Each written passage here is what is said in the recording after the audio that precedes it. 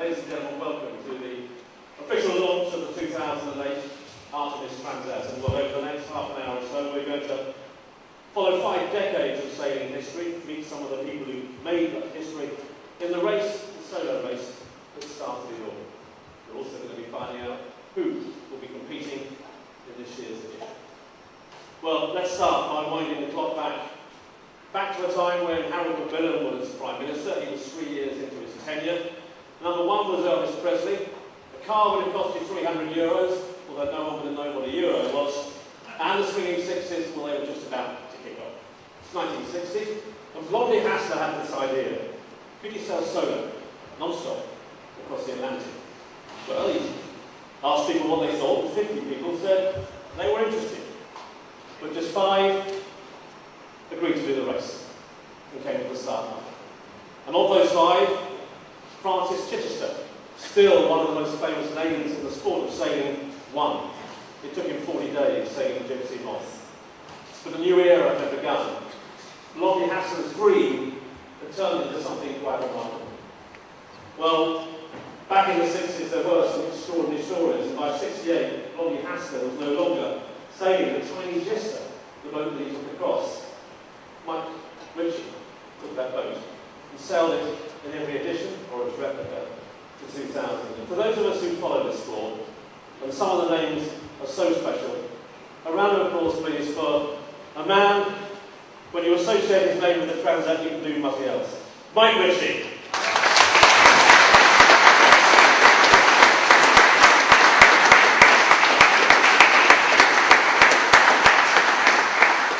Mike, how did it all start? What got you into something that became such a massive part of your life?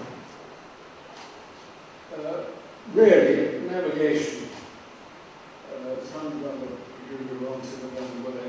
But Francis was a navigator, not one who sailed the seas or sailed the sea. And this is what we had in common. This was before when we had the race and so on. And it was, I think, it's not too boastful to say that he who was a maritime navigator, but a very distinguished air navigator, with his very remarkable feats. And I was then who directed the voyage to navigation in my life. Most of the extreme experiences was and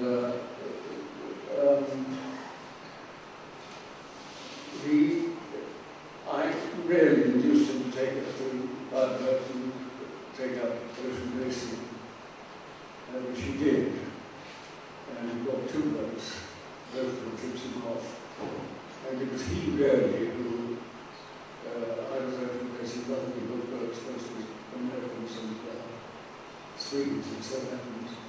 And it was he really who said, Mike, it's time you got it over your own. And this was over the Barbuda's boat. And that's how it started immediately. After which, of course, I stuck class which happened to suit me extremely well, both professionally, so to speak, and psychologically. We competed in this race so many times on a tiny boat, and the North Atlantic can get very ugly very quickly. You must have had some pretty frightening experiences in the race. Well, yes, on the northern route, which is what differentiates this race from the others, to take the northern route against the prevailing winds and tides, the winds and currents and so on. And you're bound to hit a lot of bad weather, certainly. But bad weather can be coped with. We running I lost one of the first, the original boat I lost at sea. And I was able to, build a new one, that's not quite true. I gave an account of this at the Royal Tench Yacht Club, and this is beside the Northern County Way. how I found a new boat. It so happens that a friend of mine was there, and she said, "You're going to build another boat night." And I said, "Well, she wasn't too sure about the money," and the answer was no. And this was when they went upstairs, the people who were there, the better off people who were there, and founded a trust to build a new Jester, the exact copy of the design Jester, and that was how Jester Trust came about. You were in the Guinness Book of Records for the oldest man to go transatlantic. Quite often you would sail Jester back across the Atlantic. What was it about this particular piece of ocean and this race that kept drawing you back on Jester? Comprehended, I think, yes, I got the museum done. I got the Guinness Book of Records for crossing the Atlantic from age 80, plus a bit. And that's quite a remarkable thing to have. And that was some time ago? Some time ago. It's now 90.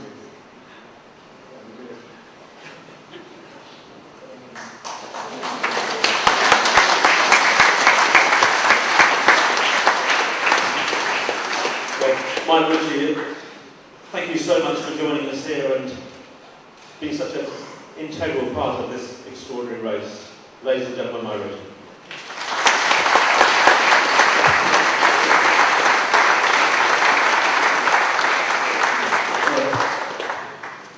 Alex Bennett, local man from the West Country, competing in the race for the first time this time, but the inspiration going back to the 60s plays a part while you're sitting on that stool.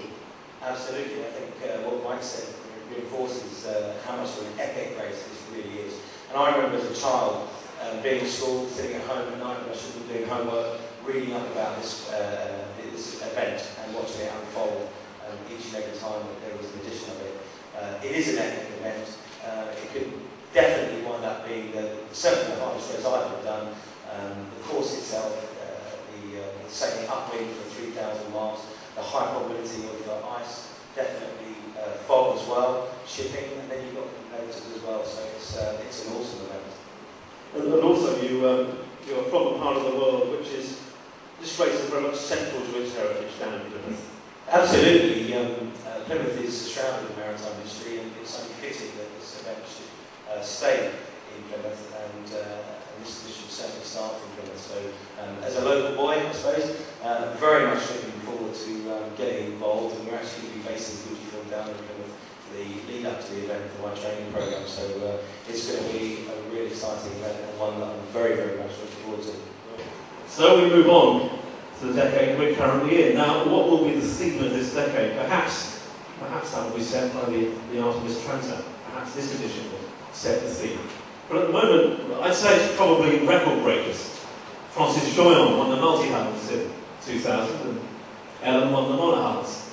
Both of you have gone on to make the world a smaller place as far as the sailing is concerned. But Ellen, I remember a lot of people here were standing on the dockside when you left Plymouth.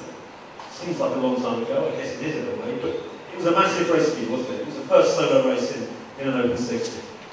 Yeah, to be there at the start in Plymouth was a real dream for me. I first been at the start of that race 4 years before when I was preparing a 60-foot boat in 1996, and I remember saying to myself, I'd really love to be here in 4 years, and never did I dream I'd be there with a brand new open 60 called Kingfisher. So I was 23 years old, I was extremely nervous. I'd never done a race in a big boat before, only a 50-footer in a race called the Ruby Run, so it was my first big 60-foot race experience, and I was so nervous before the start. I remember my mum and dad came down to see me off and I couldn't even talk to them. I was really worried. And, there is the risk of icebergs. It's an extremely hard race. It was the first time I'd ever raced Kingfisher against any of the other boats, so it was a very arduous and stressful experience.